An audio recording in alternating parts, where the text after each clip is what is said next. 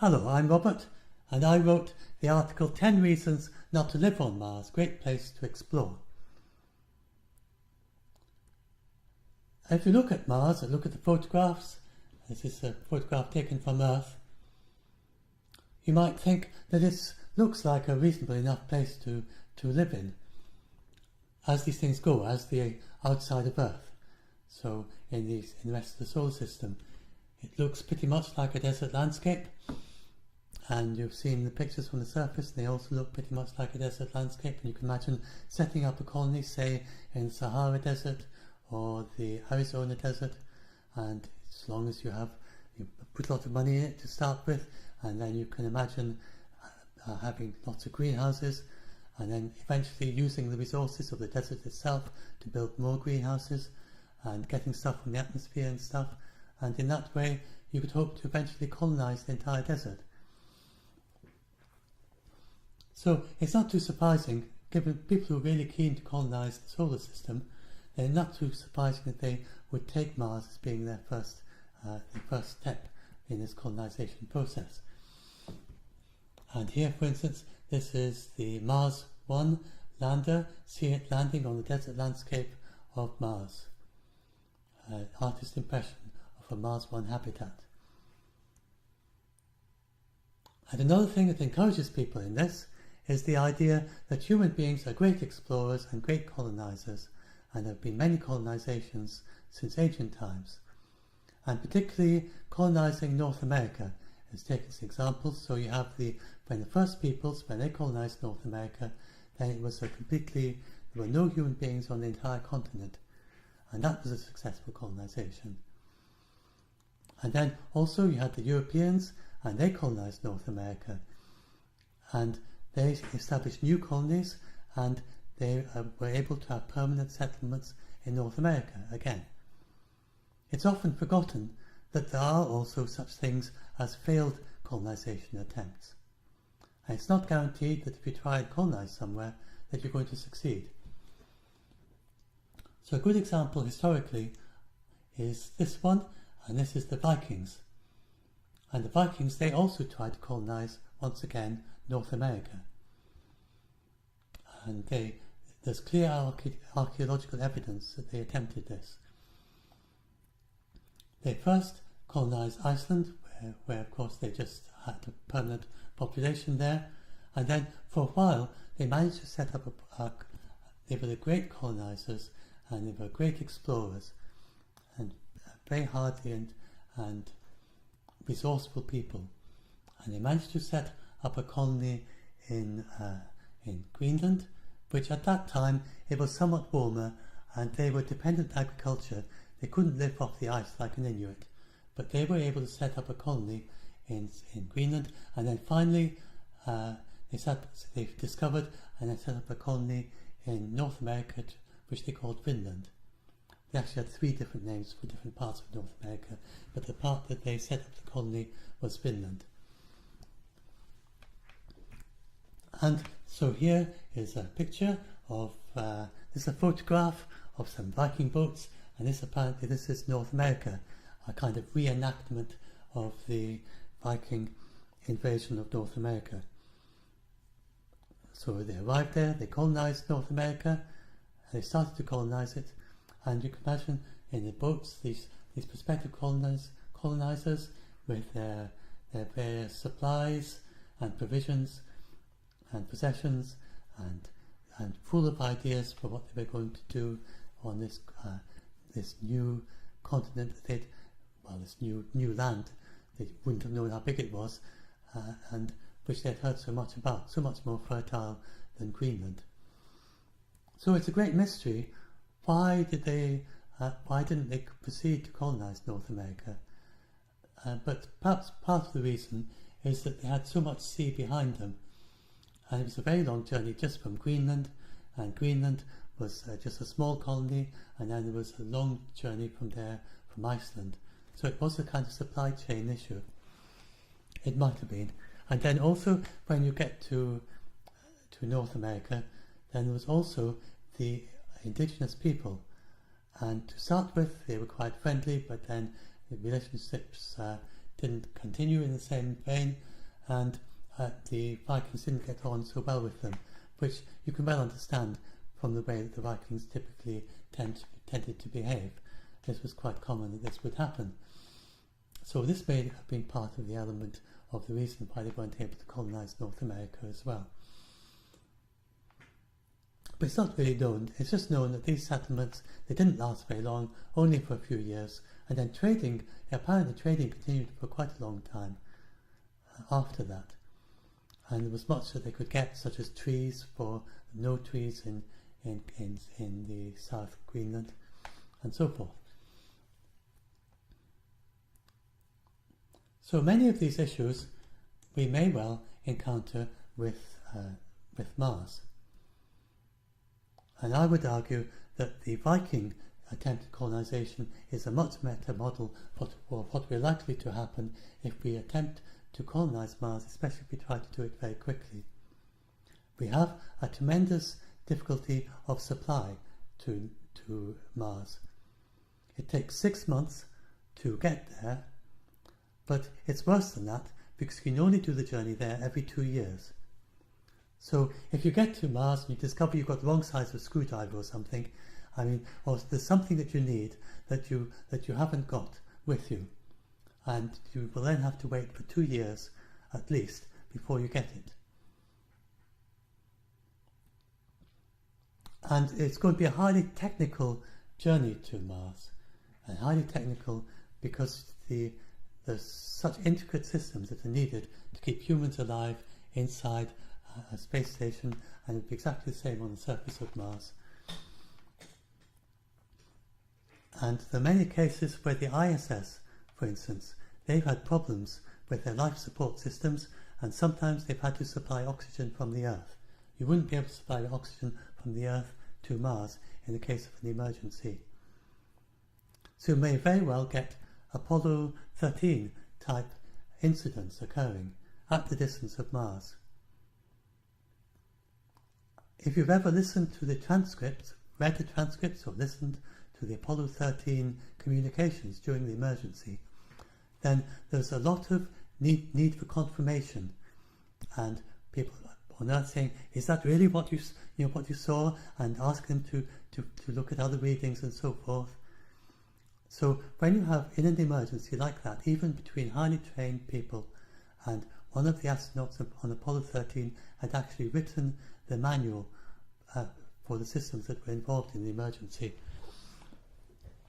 And even so, it was a really quite tricky situation to solve, and a lot of communication needed back and forth between Earth and the Apollo 13 astronauts.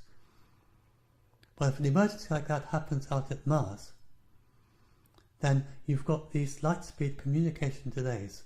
So it takes 4 minutes for light to get from Mars to Earth at its closest. And if it happens a bit later on, when Mars is further away, then it's going to be well over 40 minutes, to 20 minutes to get there, and 20 minutes back, so 40 minutes return trip. So imagine something like the Apollo 13, and I know our telemetry is better than those days, but still there's bound to be unknown things that happened, unexpected things that happened, and need to communicate with Earth. And even with highly technical people at Mars, there's going to be situations where if something happens that's unexpected, it's probably going to be quite difficult to resolve an ongoing issue if there's need to communicate with Earth during the crisis. And if you've got this 40 minutes delay and need to confirm, and whenever you have dialogue with people, there are always misunderstandings, and then as you finally get your instructions from Earth, and you understand finally what it is you have to do, and Earth understands what the issue is, and then you try and carry it out, and then problems are going to occur, and maybe it's not quite as predicted, and maybe the telemetry has told you things a little bit wrong, and so you have to communicate back to Earth, and you've got another 40-minute delay before they can help you again. So it's going to be something of a nightmare if you have a really serious issue at the distance of Mars. So just for that reason, I would argue that at the distance of Mars, it's really not a good idea to start thinking about something as ambitious as colonization at that distance. And we need to be very cautious just sending highly trained astronauts out to Mars to start with. And then you might wonder, why is it that there's such interest in colonizing Mars? And especially when you start thinking, well, you know, there wouldn't be so much interest if someone said, let's go and colonize the Sahara Desert. So even if you thought that Mars is as habitable as the Sahara Desert, why is there so much interest in colonizing Mars?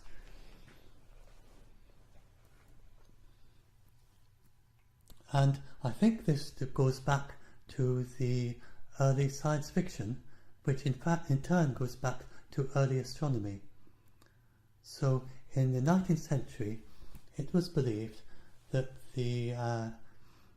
and the reason I think this is because it so often comes up, because all the films, and for instance, it's just half joking, but they ask the Mars One applicants, you know, for instance, what would you say to a Martian? I'm talking about the interviewers for TV programs or whatever. And so it really is something that has obviously sunk deep into our literature and the way we think.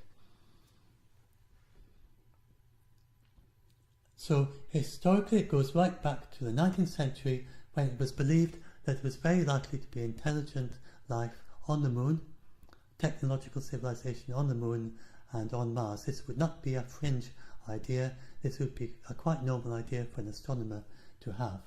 And they published ideas of how you might be able to communicate between, so if you look at an astronomy paper of the late 19th century, they have such things as suggestions. One suggestion in one of those papers is to dim all the lights of London as a way to communicate with possible astronomers that there might be on Mars, who would then notice this, and then maybe hopefully they would respond in some way that we can see.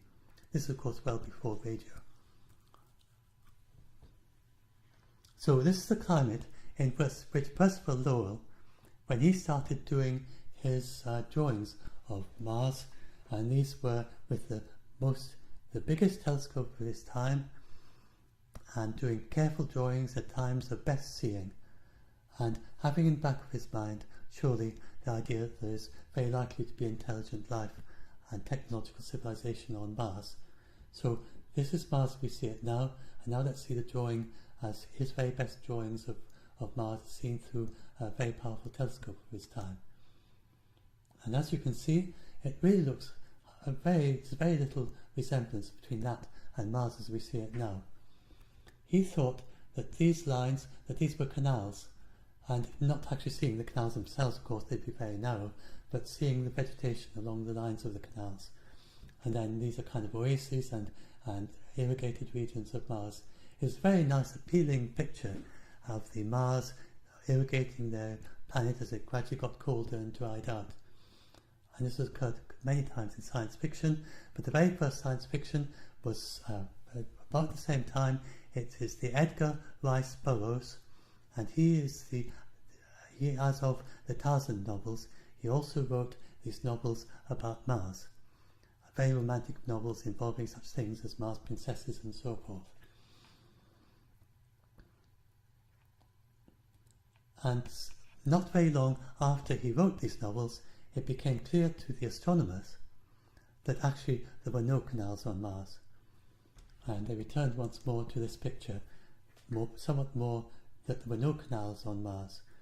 And this became clear during the 1909 opposition, when Mars, every 2 years, it gets much closer to Earth and you can observe it more easily.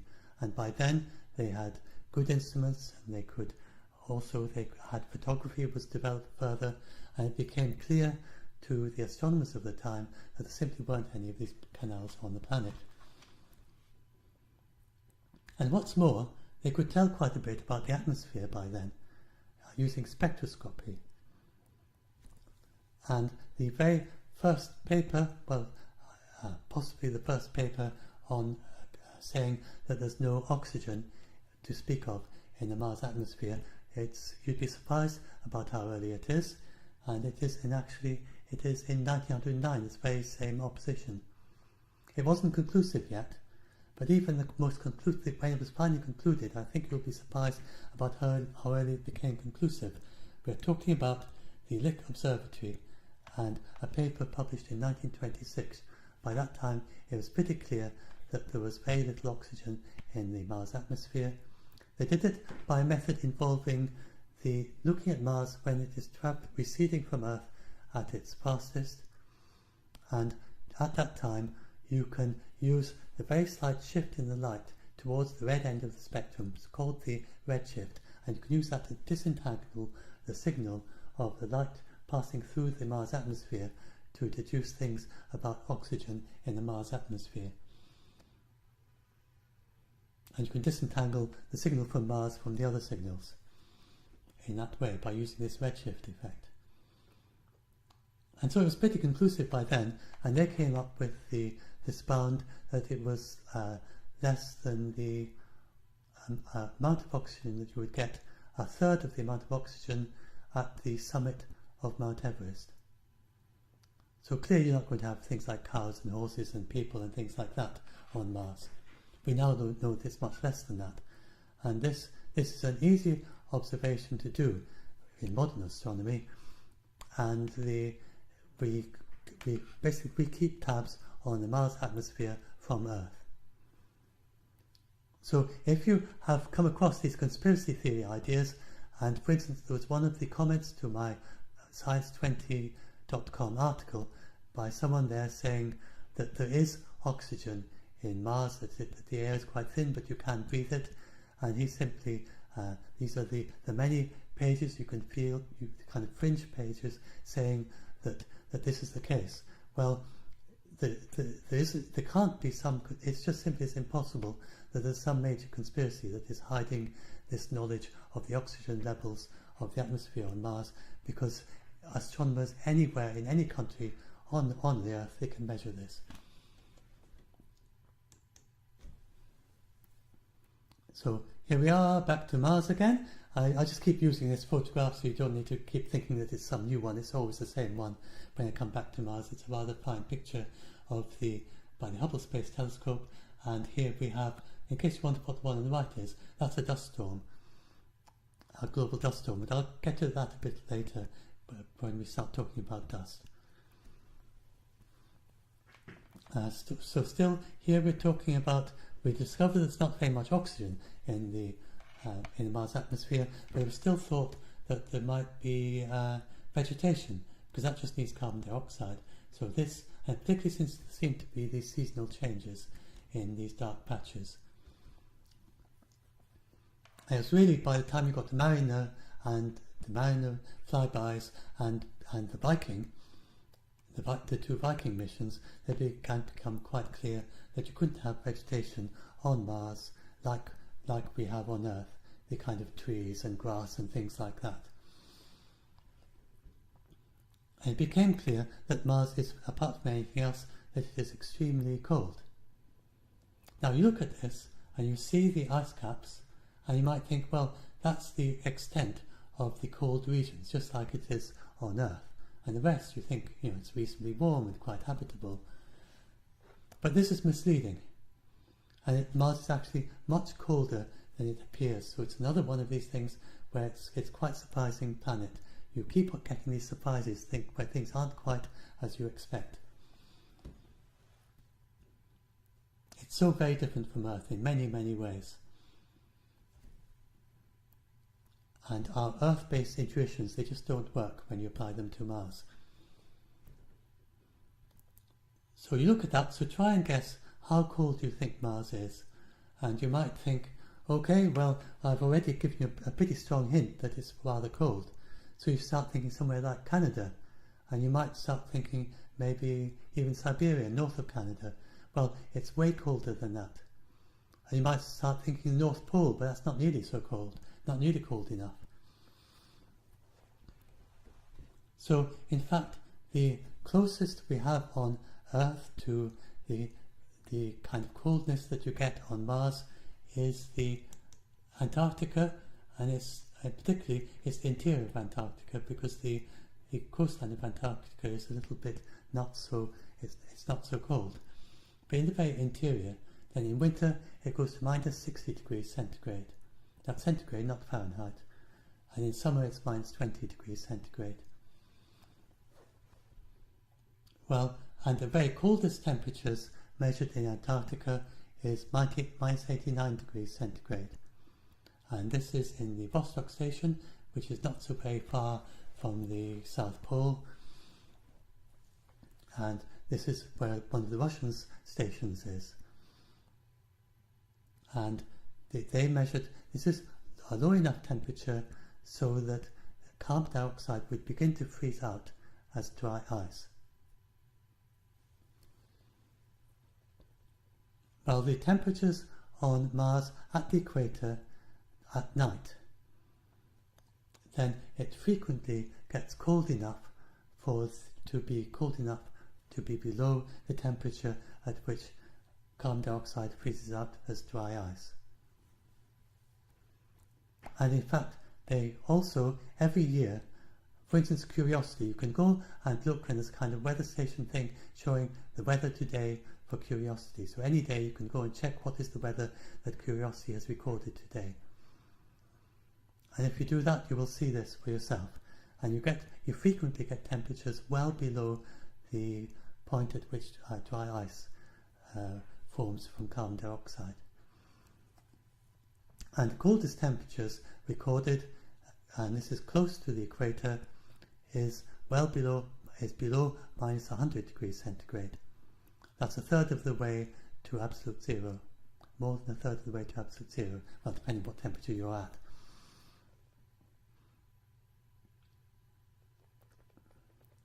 So we're talking about a really very, very cold place. However, in the middle of the day, a somewhat brighter element of all this, in the middle of the day it does heat up, and it can get surprisingly hot.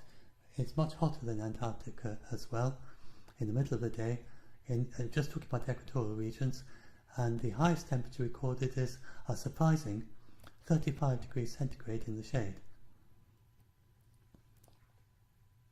So that is Mars, these extreme temperature fluctuations.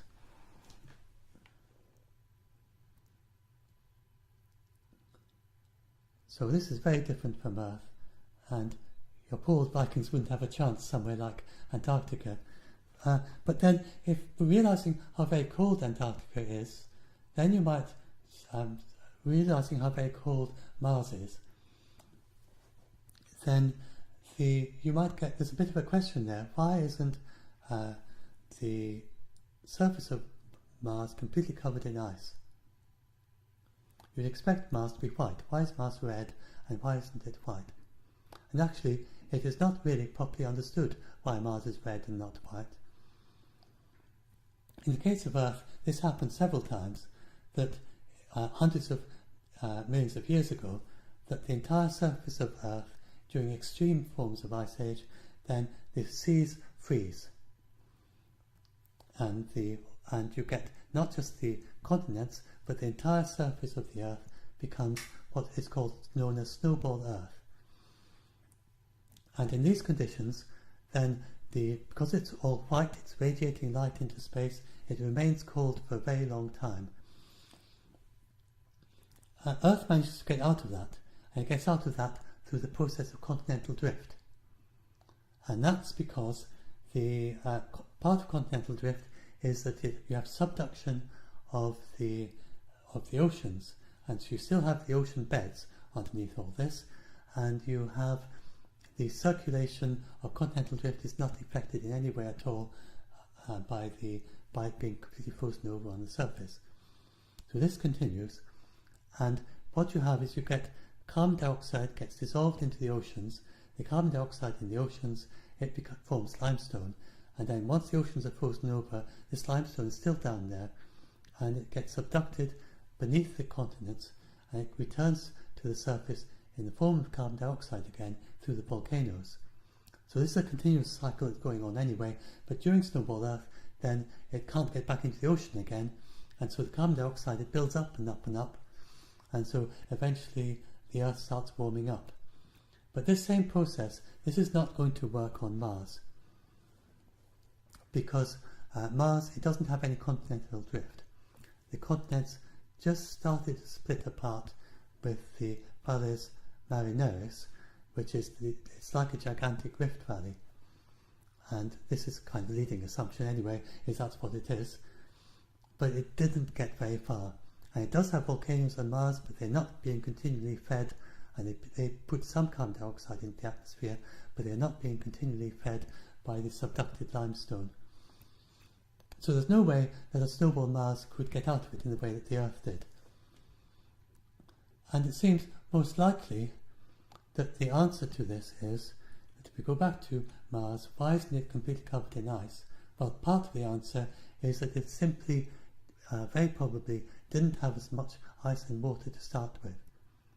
It's a bit of a mystery, actually, as to why that is, because Mars, it's further out in the solar system, and according to the theories, you should have, the further out you are, the more ice and water you should have, because it's colder when it starts to condense.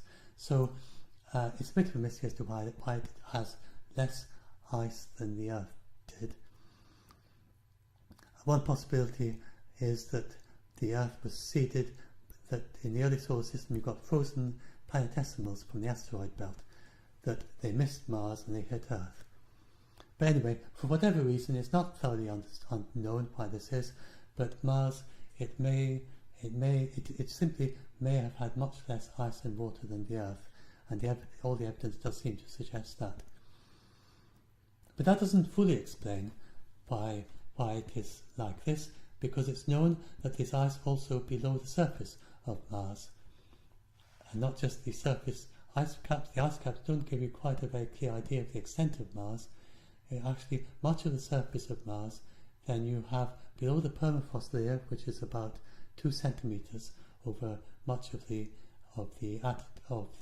higher latitudes on Mars. Then there's these ice quite close to the surface.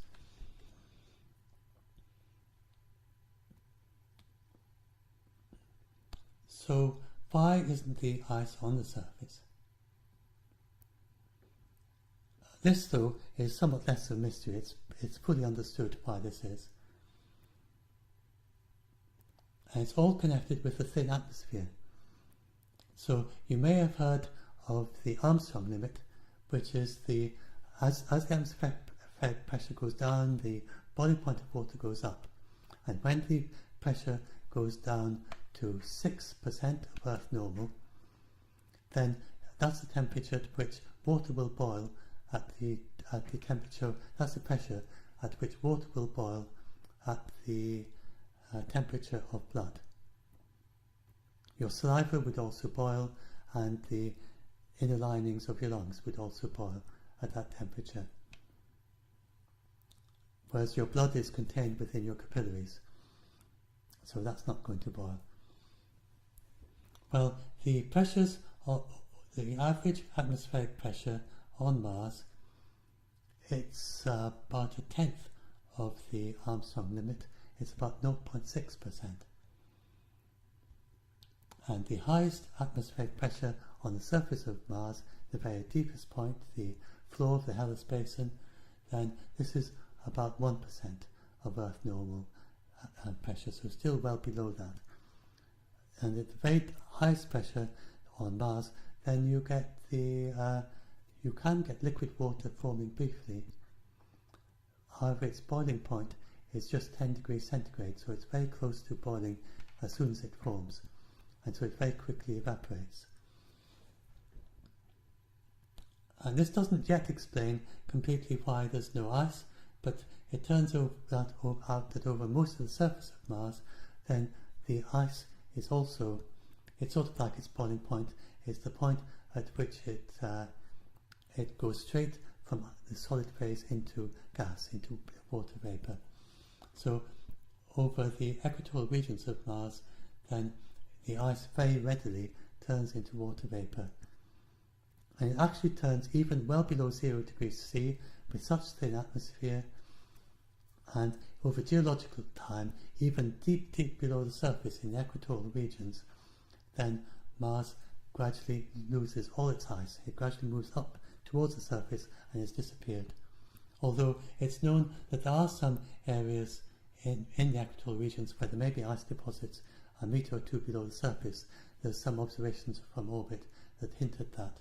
but generally it's extremely dry in the equatorial regions. So that is the reason why Mars, although it is colder than the snowball Earth, and yet it isn't covered in ice, and that is probably the reason why it never became a snowball Mars, because it's simply so dry, and then this thin atmosphere also is contributing to keep the ice away from the lower latitudes, and so there's plenty of opportunity for it to be warmed up by the sun, and you have these very small polar ice caps. And at times the polar ice caps get very big, but they never completely cover the surface of Mars.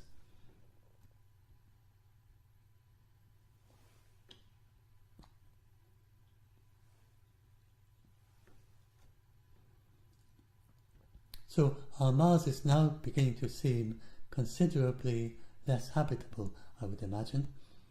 It's extremely cold, extremely dry, and it's got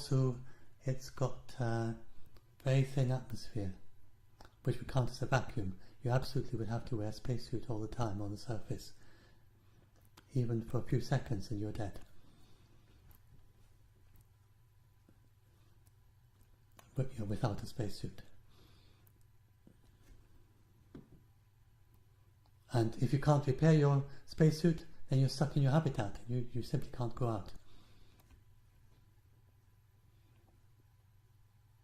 So that's Mars.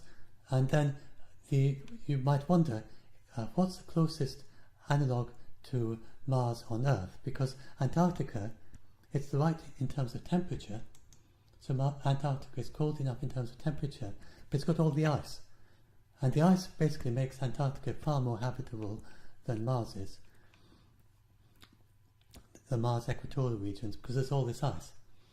And so what area of Antarctica is equivalent to the Mars surface? And it turns out there is a place, this little spot, and you can almost see it in the satellite photograph, and these are the McMurdo Dry Valleys.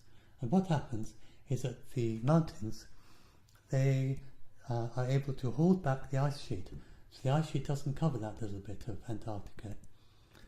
And then you have the ice sheet, the very high ice sheet, and you have this cold air on top, cooled down by the surface of the ice.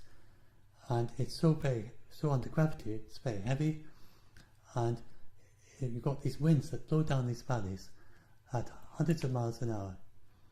And these dry these valleys out, and they also make sure there's never any ice there.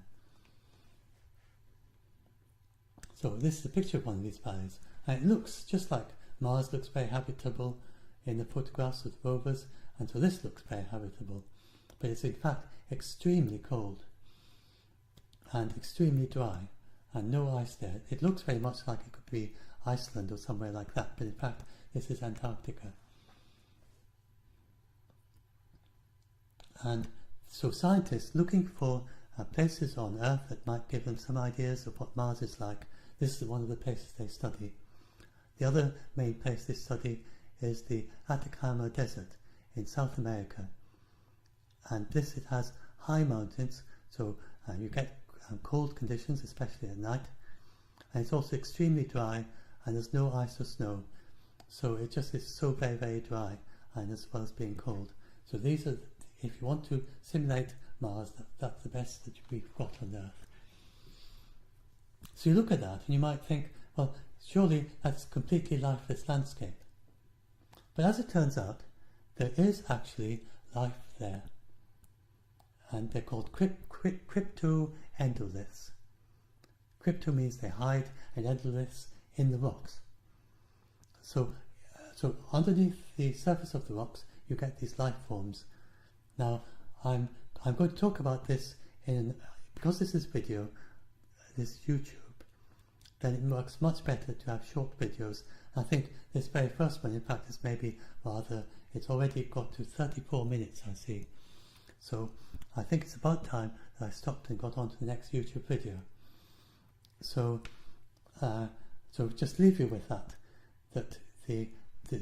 what we've discovered so far, there's a lot more to come. If you thought things were quite bad and that for colonizing Mars, well, there's worse to come. But if you thought that this is getting quite interesting for exploring Mars, then there's an awful lot of interesting stuff to come. It's a fascinating place to explore, but really, really, I don't think that it's your ideal home. And especially for first-time colonizers of space, but just think, it's so cold, it's so dry, the atmosphere is so thin, and the various other disadvantages still to come. And then you've got the supply chain problem, that if you ever had an emergency, and it'd be so far away from Earth if you ever need something.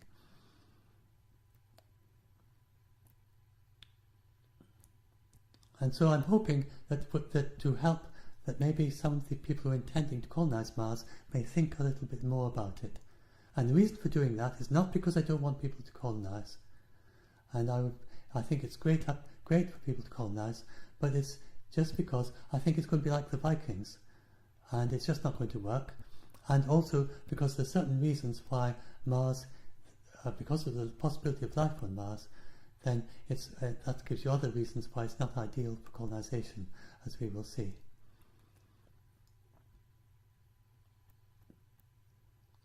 And yet there are ways that we can explore it. So how can that be? How can we explore Mars very thoroughly on the surface, and yet do that without colonizing it? So you might like to think about that a little bit if you haven't read my article. And we will find that out eventually as we get towards the end of these videos. Anyway, 36 minutes, definitely got to get on to the next